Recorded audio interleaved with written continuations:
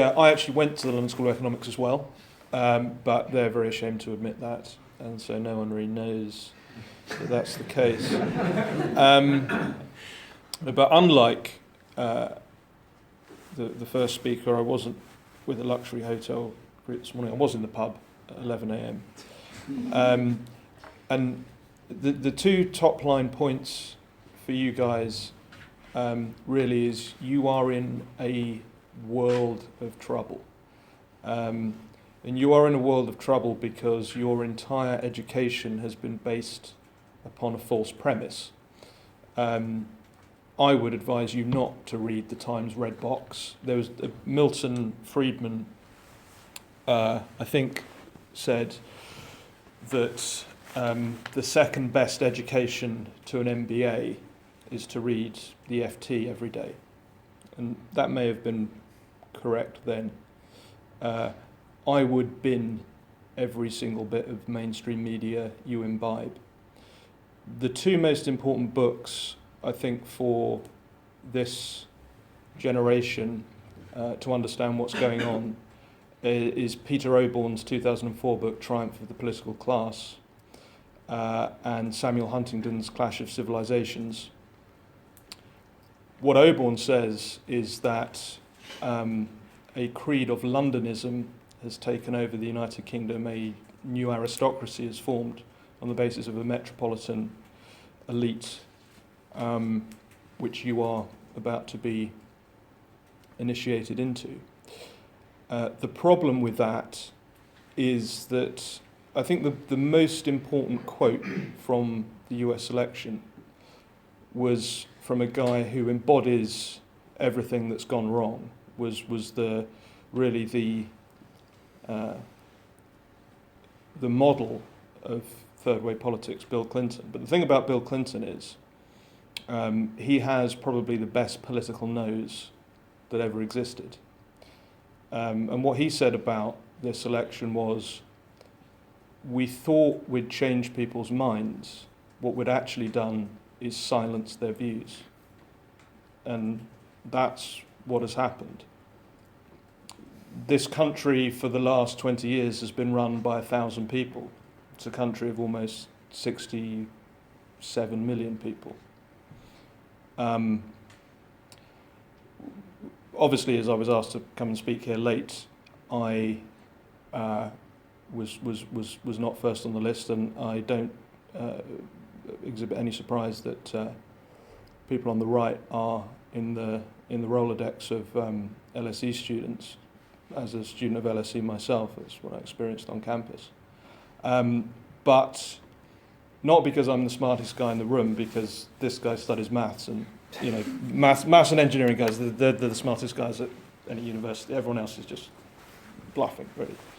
But because two of my friends are two gentlemen named Nigel Farage and Stephen Bannon. Now, Stephen Bannon was the best friend of a guy called Andrew Breitbart, and Andrew Breitbart set up a website just over a decade ago based upon the theory that economics was not the governing force in politics, that culture was, that essentially politics was downstream from culture. And I have a slight immune system problem. It goes back to me having glandular fever in my younger days, very common post-viral condition called Epstein-Barr. So I eat a lot of vitamin C. So I keep a lot of oranges around, tangerines, really, mandarins, that kind of thing. And in all the coverage I've watched of Brexit and the US election, I've just constantly been throwing mandarins and I've genuinely broken two televisions. Where you hit them, you break the LED band. So I've got one of the televisions at the moment I've still got, so I can't afford to replace it, and it's just blinking on and off at the top. And the reason for that is no one I have seen on television understands what's going on. They all talk about the economics and how people are sort of disenfranchised economically maybe, and these are black swan events. They're not black swan events. What they are is the reality pushing forward that the silent majority exists. They simply don't have any podiums to force their view through. And the UK political system is designed to stop the mainstream parties falling from power. If we had a system of proportional representation, UKIP would now have 90 members of Parliament. And I would suspect that because of the funding significance of that, at the next election, Nigel Farage would be Prime Minister of this country. And you may think, God, that's unthinkable. Look at Donald Trump.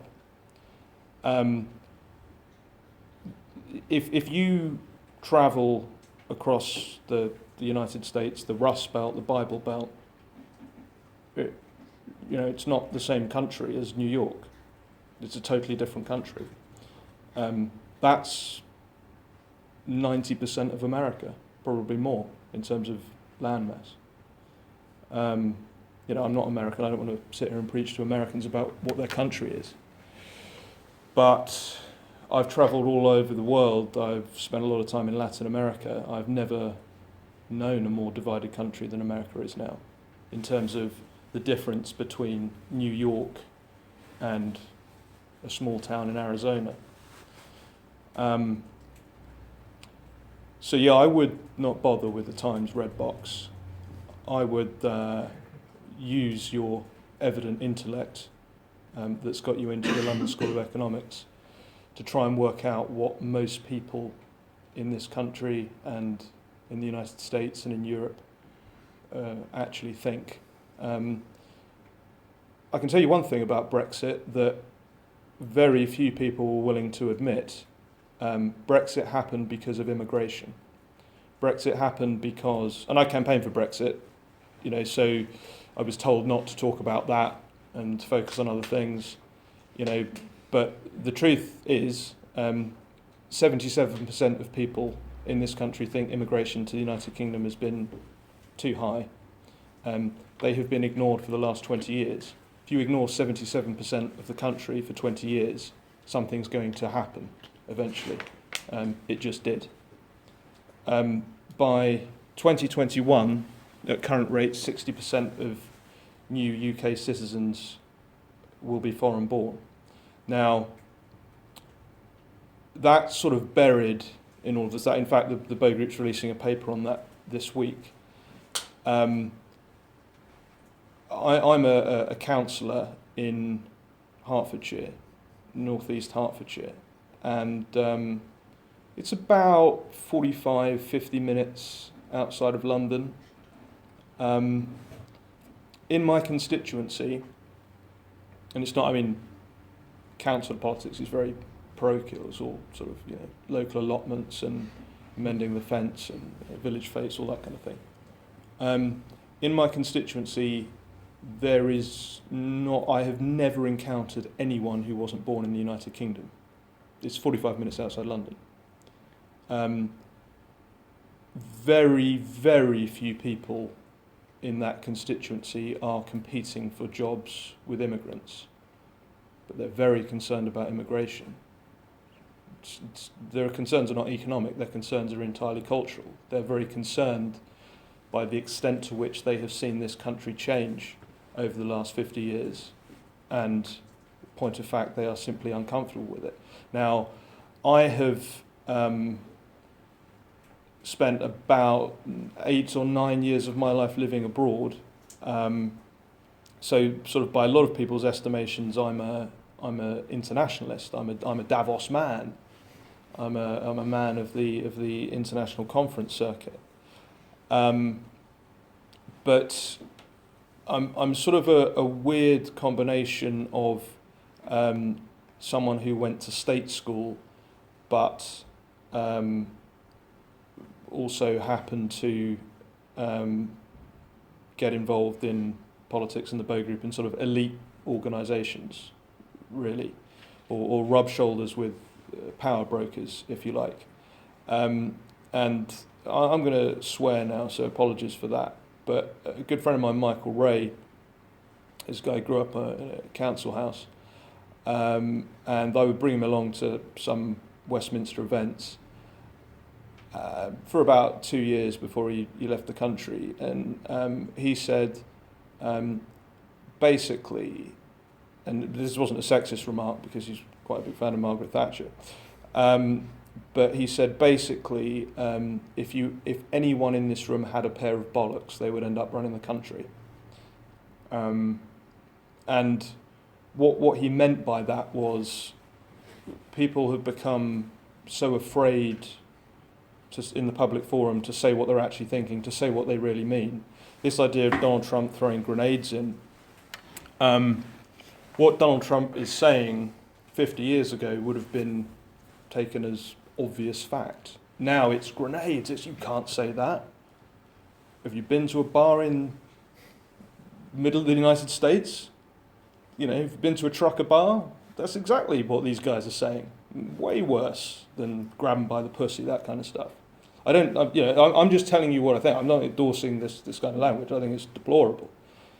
But the idea that this is sort of a great shock to everyone, that no one's heard that kind of language before, that these are grenades, that, saying we got to do something about the immigration problem is something that people haven't heard every day. They just haven't heard it on the mainstream media. So that's my assessment of what's going on. Sorry for the bad news, guys.